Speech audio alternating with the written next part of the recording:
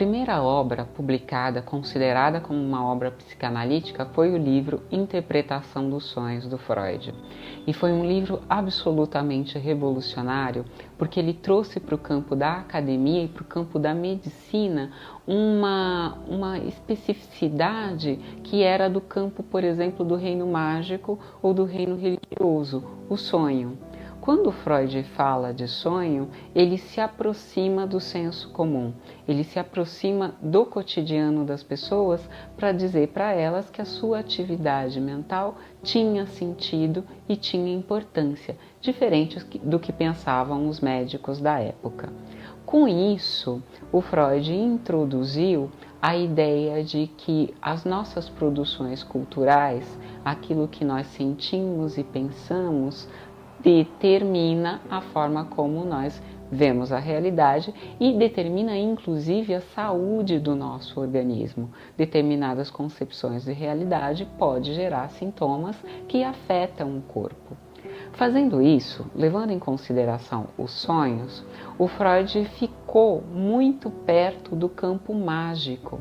É por isso que hoje em dia aqui no Brasil é comum a gente ver cursos de psicanálise misturado com disciplinas holísticas, com processos terapêuticos, digamos assim, controversos, ou mesmo de uma origem cultural muito diferente da nossa, como a medicina chinesa ou a medicina indiana.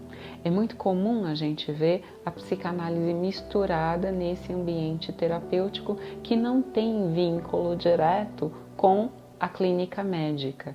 E isso surgiu como consequência dessa ousadia do Freud de usar o sonho como manifestação clínica. Ele usava o sonho como um instrumento de compreensão de uma realidade, às vezes como uma realidade doentia. Tem alguma coisa me doendo e o meu sonho vai contar para mim o que está doendo e, principalmente, qual é a solução para essa dor. Essa ideia de trabalhar com alguma coisa tão abstrata, tão perto do mágico, fez com que o Freud fosse bastante rejeitado na academia. Vocês sabem que na academia, no ambiente das ciências duras, nós gostamos de processos que possam ser repetidos, replicados e assim confirmados. Um sonho e uma interpretação do sonho é muito subjetiva, mas o Freud conseguiu demonstrar a efetividade da interpretação dos sonhos na clínica. Ou seja, em percebendo o que acontece no meu sonho, eu consigo saber do que vai no meu inconsciente e, a partir daí, entender o que está por detrás da minha angústia. As pessoas têm muita curiosidade de saber como nós, psicanalistas, conversamos com o inconsciente. A ideia é que o inconsciente não está longe, ele está muito perto. Ele se manifesta nos sonhos, nas palavras que nós falamos, nas músicas que nos vêm à nossa cabeça sem que a gente queira, aquela música fica simplesmente martelando lá. Isso são manifestações do inconsciente. Quando a gente entra em contato com essas manifestações, a gente consegue saber o que estamos pensando independente da nossa vontade. Quando a gente então estuda a interpretação dos sonhos, a gente quer encontrar aquilo que está em você que nem você sabe ao certo. Não é um processo mágico porque eu não consigo saber do significado do seu sonho sem você.